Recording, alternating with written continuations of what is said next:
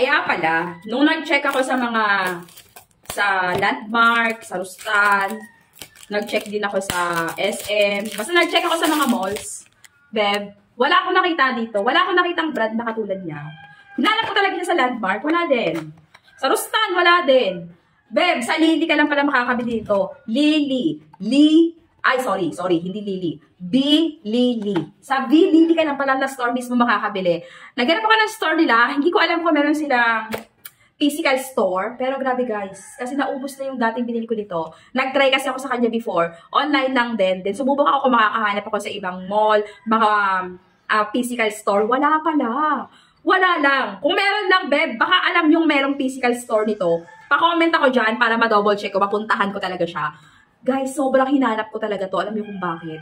Ang scent niya, bet ko yung scent nito. Sobra duper duper. Try natin na. Ay! Eto na talaga. Grabe! Grabe. Parang gusto ko talaga siya. Gusto ko siya gamitin palagi. Nung nakabili kasi ako nito before, small lang.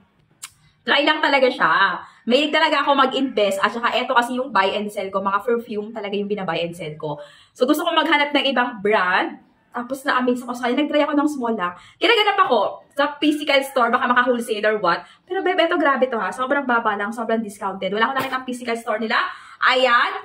Diyan sa mismong link na lang kayo mag-check out. Ay, very long lasting. Opo, very long lasting talaga siya.